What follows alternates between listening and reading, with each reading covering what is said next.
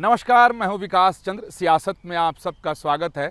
आज हरियाणा की सियासत पर बात होगी और जानने और समझने की कोशिश करेंगे कि विधानसभा चुनाव को लेकर हरियाणा में क्या कुछ चल रहा है और वहां का सियासी ऊंट इस बार किस करवट बैठने वाला है।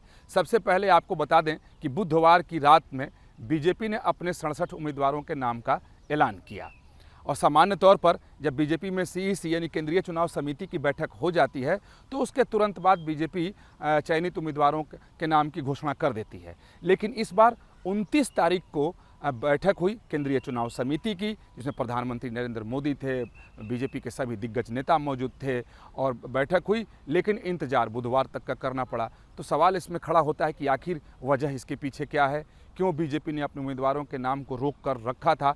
तो इससे भी जानने और समझने की कोशिश करेंगे। और लेकिन सबसे ज़्यादा जो इंटरेस्टिंग है, इस समय रोचक कहानी वहाँ की दिखाई दे रही है, वहाँ के सियासत का जो रंग बदल रहा है वो यह है कि बीजेपी की तरफ से 67 उम्मीदवारों के नाम का ऐलान किया गया और ऐलान होते ही कह सकते हैं कि बीजेपी में एक तरीके से भगदड़ सी स्थिति नज़र आ रही है, यानी इस्तीफों का दौर शुरू हो गया है। एक के बाद एक बीजेपी के नेता और वरिष्ठ कार्यकर्ता पार्टी छोड़कर जा रहे हैं, इस्तीफा दे रहे हैं। उसके पीछे सबसे बड़ी वजह है कि उन लोगों को उम्मीद थी कि इस बार के विधानसभा चुनाव में उनको टिकट मिलेगा, लेकिन पार्टी ने निराश कर दिया, उन्हें चुनावी मैदान में उतारा नहीं। चाहे वो प्रदेश के किसान मोर्चा के अध्यक्ष हों या उनके महामंत्री हों या ओबीसी मोर्चा के अध्यक्ष हों या महामंत्री हों और ऐसे तमाम सारे वरिष्ठ उनके नेता और कार्यकर्ता, यानी कुल अगर वरिष्ठों की बात की जाए तो 7 तो प्रमुख नेताओं ने इस्तीफा दे दिया है। उसके अलावा दूसरे नेताओं की अगर बात करें तो जो फहरिस्त है वो काफ़ी लंबी चौड़ी है। तो वहाँ एक भगदड़ सी स्थिति दिखाई दे रही है और जिस पर बीजेपी की तरफ से अपनी एक राजनीति है और रणनीति है और इस समस्या से निजात पाने में बीजेपी के नेता जुट भी गए हैं। उनके तमाम नेता जो हैं मैदान में उतार दिए गए हैं। वहाँ के जो प्रभारी विप्लव देव हैं उनको इस बात की जिम्मेदारी दी गई है, जो मुझे जानकारी लगी है, कि वो जाकर के नेताओं और कार्यकर्ताओं से बात करें। अगर उनमें निराशा है या असंतोष है या वो गुस्से में हैं तो उसे शांत करने की कोशिश करें, क्योंकि पार्टी का मानना है कि जिस तरीके से इस्तीफे हो रहे हैं हरियाणा में, उससे पार्टी की छवि चुनाव के पहले खराब हो जाएगी। हालांकि वो पार्टी का ये कहना है कि वो लोग हैं जिनको टिकट नहीं मिला इसलिए असंतुष्ट होकर के जा रहे हैं और बहुत पहले ही हो सकता है कि कांग्रेस से या दूसरे दलों से उनकी बात हो गई हो। लेकिन बीजेपी में इसको लेकर के चिंता की लहर दिखाई दे रही है और बीजेपी ने जो नाम ऐलान किए, 67 उम्मीदवारों के नाम की घोषणा की, तो आपको बता दें कि इस बार उसमें से 9 विधायकों के टिकट काट दिए गए और जिसमें 3 अभी वर्तमान समय के मंत्री भी हैं और एक और मंत्री उसमें अगर जोड़ दिया जाए जिसको कुछ दिन पहले मंत्री पद से हटाया गया था, तो कह सकते हैं कि कुल 4 मंत्रियों के भी टिकट काट दिए गए हैं। यानी कुल कहें तो 9 विधायकों के टिकट काटे गए हैं। और बीजेपी के अंदर जो इस समय असंतोष दिखाई दे रहा है, जो भगदड़ की स्थिति नज़र आ रही है, उसके पीछे जो सबसे बड़ी वजह बीजेपी के नेता और कार्यकर्ता ही मान और बता रहे हैं वो है कि अगर 9 विधायकों के टिकट काटे गए हैं और जिन 9 लोगों को टिकट दिए गए हैं वो सब बाहरी हैं। बाहरी का मतलब ये कि वो दूसरे दल में थे, उन्होंने वहाँ से इस्तीफा दिया, बीजेपी में 2 दिन पहले 1 दिन पहले आए और उन्हें टिकट दे दिया गया, जिसमें से 4 कहें तो जेजेपी के थे, उनको टिकट मिल गया, 3 कांग्रेस वालों को मिल गया। ऐसे ही सब बाहर के लोग आए और उन लोगों को टिकट दिया गया। तो बीजेपी का जो एक असंतुष्ट तबका है, जो इस बात से नाराज़ है कि भाई इन लोगों को टिकट क्यों दिया गया, क्योंकि जो दल बदलू हैं पार्टी ने उन पर भरोसा जताया, जो पार्टी के लिए काम कर रहे थे उन पर पार्टी ने भरोसा क्यों नहीं किया। तो इस बार मैं बता दूं कि बीजेपी हरियाणा की लड़ाई को एक तरीके से कहें तो अमूझ की लड़ाई बना ली है और बीजेपी ये ठान कर बैठी है और उसी हिसाब से काम कर रही है कि किसी भी कीमत पर हरियाणा विधानसभा चुनाव को जीतना है। लेकिन वहाँ की परिस्थिति इस बार बिल्कुल बीजेपी के खिलाफ दिखाई दे रही है, भिन्न दिखाई दे रही है, क्योंकि 10 साल से बीजेपी सत्ता में है तो एंटी इनकम्बेंसी लाजमी है कि होना है। इसी वजह से बीजेपी ने मनोहर लाल खट्टर को पहले हटा दिया था, नायब सिंह सैनी को मुख्यमंत्री बनाया ताकि जातीय समीकरण को यानी सोशल और पॉलिटिकल इंजीनियरिंग को साधा जा सके, इसलिए नायब सिंह सैनी बनाए गए। लेकिन वो मामला शांत हुआ नहीं, तो बीजेपी इससे सहमी हुई है, डरी हुई है। लिहाजा प्रत्याशियों के चयन में बीजेपी ने काफ़ी फूंक फूंक कर कदम उठाया कि सीईसी की बैठक के बाद भी कोर ग्रुप की बैठक लगातार होती रही। जो मेरी जानकारी है उसके मुताबिक सीईसी की बैठक, जो सर्वोच्च इकाई है बीजेपी की प्रत्याशियों के नाम को तय करने के लिए, उसकी बैठक के बाद 7 बार हरियाणा बीजेपी कोर ग्रुप की बैठक राजधानी दिल्ली में हुई और उसमें जितने हरियाणा के वरिष्ठ नेता, चाहे वो मनोहर लाल खट्टर हो या नायब सिंह सैनी हो, यहाँ के या प्रदेश अध्यक्ष हो या धर्मेंद्र प्रधान हो, विप्लव देव हो, अमित शाह, जेपी नड्डा, सारे लोग शामिल होते थे। 7 दौर की बैठक हुई क्योंकि बीजेपी इस बात से काफ़ी सतर्क है कि 10 साल की वहाँ सत्ता है और इस बार का जो जातीय समीकरण है वो बीजेपी के तमाम नेता ये मान रहे हैं कि उनके पक्ष में इस बार नहीं है, क्योंकि दलित जो समाज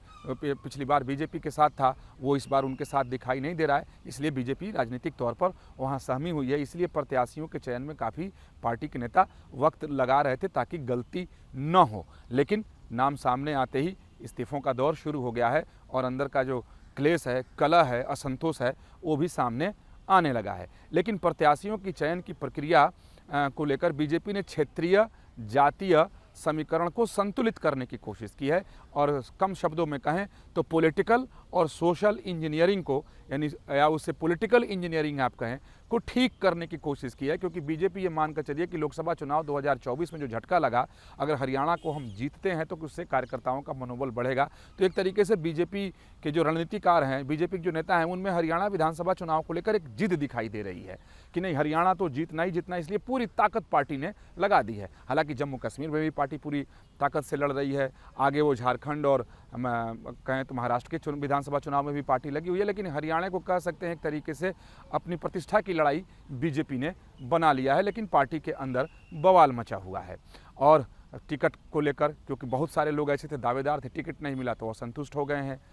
और साथ साथ ऐसे लोगों को भी टिकट दिया गया है जो मैं आपको बता दूं कि जो पूर्व सांसद है, यानी इस बार लोकसभा चुनाव 2024 में जो लोग चुनाव हार गए थे, ऐसे 2 लोगों को टिकट दिया गया। राज्यसभा के भी एक एमपी को टिकट दिया गया। जो 67 नाम जारी किए गए उसमें वो नाम भी है, मैं आपको नाम भी बताऊंगा। लेकिन इस समय हरियाणा के अंदर बीजेपी के अंदर खींचतान की स्थिति दिखाई दे रही है। कुछ आंकड़े मेरे पास हैं जो आपको मैं बताने की कोशिश करता हूं कि जो बीजेपी है उसका जो अपना फॉर्मेट है काम करने का, क्योंकि कार्यकर्ताओं की पार्टी है, बीजेपी का हमेशा दावा रहता है कि भाई वो कार्यकर्ताओं के बीच में से ही नेता को आगे निकालते हैं और बढ़ाते हैं। तो ऐसे में वहीं के लोग सवाल खड़े कर रहे हैं कि 9 लोग जो बाहर से तुरंत 1 दिन पहले 2 दिन पहले आए थे उनको टिकट क्यों दिया गया।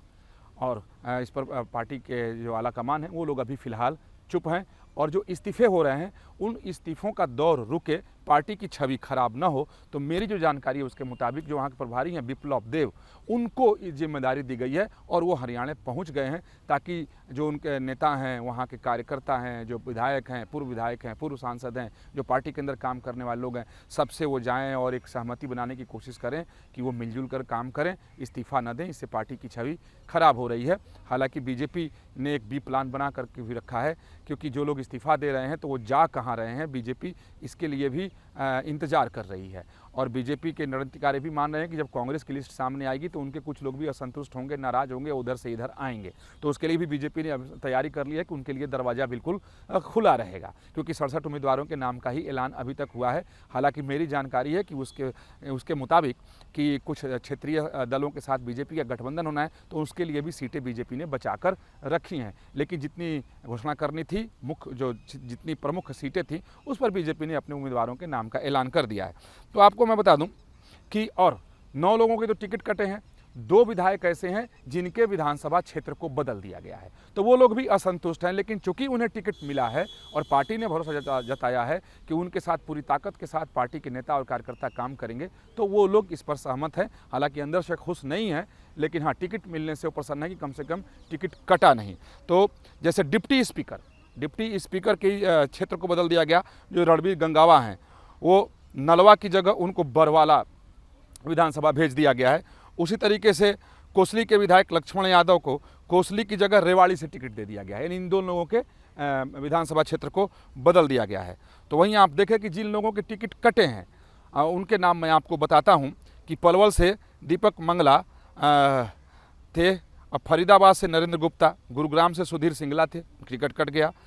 भवानी खेड़ा से विशंबर वाल्मीकि मंत्री थे, टिकट कट गया। रनिया से कैबिनेट मंत्री रंजीत चौटाला, टिकट कट गया। अटेली से सीताराम यादव, टिकट कट गया। पेहवा से पूर्व मंत्री संदीप सिंह, टिकट कट गया। सोहना से राज्य मंत्री संजय सिंह, टिकट कट गया। वहीं रतिया से लक्ष्मण नापा की भी टिकट कट गई। तो ये प्रमुख नाम हैं जिनके टिकट काट दिए गए। उसी तरीके से देखिए पूर्व सांसद हैं सुनीता दुग्गल, तो सुनीता दुग्गल को इस बार पार्टी ने टिकट दिया है रतिया से। तो वहीं अरविंद शर्मा जो लोकसभा चुनाव हार गए, तो उन्होंने भी उनको भी पार्टी ने टिकट देकर विधानसभा चुनाव में उतार दिया है और वो गुहाना से चुनाव लड़ेंगे। वहीं राज्यसभा की एक एमपी को भी टिकट दिया गया है। कृष्णा लाल पवार जो हैं वो राज्यसभा के सदस्य हैं, लेकिन उनको टिकट पार्टी ने देकर के इस बार के विधानसभा चुनाव में मैदान में उतार दिया है। तो इस तरीके से तमाम सारी बातें हैं जिसको लेकर के पार्टी के अंदर असंतोष भी है, गुस्सा भी है, कह सकते हैं कि बलवा भी कटा हुआ है। नवीन जिंदल को झटका लगा है क्योंकि नवीन जिंदल सांसद हैं, तो वो प्रयास थे कि हिसार की सीट उनके परिवार में जाए और वो लोग टिकट चुनाव लड़ाएं, लेकिन पार्टी ने उनकी इस मांग को नहीं मानी, तो इसलिए नवीन जिंदल को झटका वहाँ से है। यहाँ से मौजूदा विधायक मंत्री कमल गुप्ता को फिर से टिकट दे दिया गया है और नवीन जिंदल चाह रहे थे कि वो उनके खाते में ये सीट आ जाए, तो इसलिए वो भी नाराज़ी हैं, कह सकते हैं। उसी तरीके से जैसा मैंने पहले बताया कि डिप्टी स्पीकर रणबीर गंगवा नालवा उनकी विधानसभा सीट बन गई। 3 दिन पहले भाजपा में शामिल हुई अम्बाला की मेयर शक्ति रानी शर्मा को कालका से उम्मीदवार बनाया गया है। जो मैं पहले कह रहा था कि जो लोग 1 या 2 दिन पहले आकर के पार्टी में ज्वाइन किया, यानी बीजेपी में आए और उनको टिकट मिल गया, और जो लंबे समय से वहाँ काम कर रहे थे उनको नहीं मिला, तो जो असंतोष दिखाई दे रहा है उसके पीछे ये बड़ी वजह है कि जो आज आए उनको ही टिकट क्यों दे दिया गया। कालका से रतिया सीट से पूर्व सांसद जो मैंने बनाया सुनीता दिग्गल को टिकट दी गई है, क्योंकि पार्टी का ऐसा मानना है कि ये लोग वहाँ से सांसद रहे हैं, तो जो कम से कम जो 6 विधानसभा की सीटें हैं आसपास की, उसमें कम से कम इनकी पैठ है। अगर इनको एक जगह से मैदान में उतारा गया है तो कम से कम वो सीट तो जीती जाएंगे और अगल बगल के सीट पर भी इनका प्रभाव रहेगा, तो इससे पार्टी को फ़ायदा होगा। और जजपा से आए पूर्व मंत्री अनूप धानक को भी टिकट दे दिया गया है। और उसी तरीके से देखिए कि तोसाम से कांग्रेस छोड़कर भाजपा में आई किरण चौधरी की बेटी श्रुति चौधरी को उम्मीदवार बना दिया गया है। तो उसी तरीके जजपा छोड़कर कांग्रेस की टिकट न मिलने पर भाजपा में आए पूर्व मंत्री देवेंद्र बबली को टोहाना से टिकट दे दिया गया है। हाँ, उसी तरीके से आप देखें कि बहुत सारी जगह और भी हैं कि जहाँ टिकट दिया गया जिससे को लेकर के असंतोष है। और आप देखें कि 67 उम्मीदवार, और इन 67 उम्मीदवारों में बीजेपी का ऐसा मानना है और बीजेपी ये मान कर चल रही है कि जिन लोगों के नाम को तय किया गया है तो उससे सामाजिक संतुलन भी बैठ रहा है, जातीय समीकरण भी सध रहा है, और जो हरियाणा, पूर्वी हरियाणा, पश्चिमी हरियाणा, मध्य हरियाणा, दक्षिण हरियाणा की जो स्थिति अलग अलग है, तो उससे भी पार्टी इन नामों से साध लेगी। क्योंकि दक्षिण हरियाणा को लेकर के बीजेपी की अलग राजनीति है, और जीटी रोड के आसपास, जीटी रोड पर जितने भी विधानसभा क्षेत्र पड़ते हैं 30, उसको लेकर बीजेपी की अपनी एक अलग रणनीति है। और इस बार फिर से बीजेपी एक बार अपने गैर जाट राजनीति के फॉर्मूले पर ही हरियाणा में चलेगी, यानी जो लगभग 73% आबादी है गैर जाट की, उसके बीच में बीजेपी अपनी स्थिति मजबूत करने की कोशिश करेगी। और इसी तरीके की राजनीति पर चलकर बीजेपी वहाँ लगातार 2 बार से सरकार बना रही है। तो बीजेपी का ये टेस्टेड फॉर्मूला है। तो इसलिए बीजेपी के रणनीतिकारों का कहना है कि वो इस समय अगर पूरी तरीके से जाट समाज के लिए अपना दरवाज़ा खोल भी देंगे तो राजनीति वहाँ की बदलने वाली नहीं है। इसलिए पार्टी अपने गैर जाट राजनीति पर ही वहाँ कायम रहेगी। हालांकि जाट समाज को भी संतुष्ट करने की कोशिश बीजेपी कर रही है, और जो बीजेपी के जाट नेता हैं उन लोगों को जिम्मेदारी सौंपी गई है और कैप्टन अभिमन्यु को वहाँ पर प्रमुखता दी गई है, उनको महत्व दिया गया है। और पश्चिमी उत्तर प्रदेश के भी जो बीजेपी के नेता हैं जाट समाज से, उनको भी हरियाणा में ड्यूटी पर लगा दिया गया है।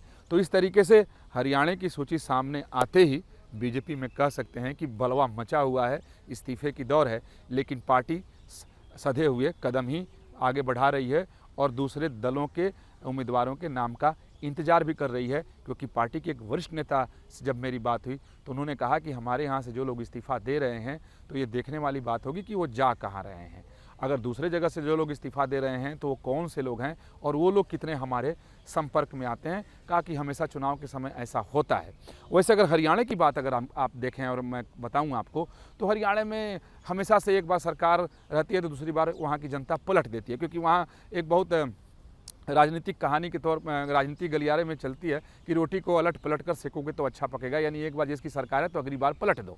लेकिन बीजेपी ने इस फॉर्मूले को कह सकते हैं कि वहाँ पर बदल दिया। 2 बार से बीजेपी सत्ता में है, तो इसीलिए बीजेपी के रणनीतिकार मान रहे हैं क्योंकि हरियाणा का तासीर ऐसा रहा है और 10 साल से हम हैं तो एंटी इनकम्बेंसी भी है, तो उसका नुकसान तो होगा ही। इसीलिए बीजेपी के नेताओं का कहना है कि केंद्रीय चुनाव समिति के बैठक के बाद और भी ठीक ढंग से विचार करके उम्मीदवारों के नाम का ऐलान किया गया है। तो अब देखने वाली बात होगी कि बीजेपी की जो ये रणनीति है उसको चुनाव में कितना फ़ायदा पहुंचाती है। तो चलिए, बहुत धन्यवाद। इसके बाद फिर किसी नई सियासी बात के साथ आपके सामने हाजिर होंगे।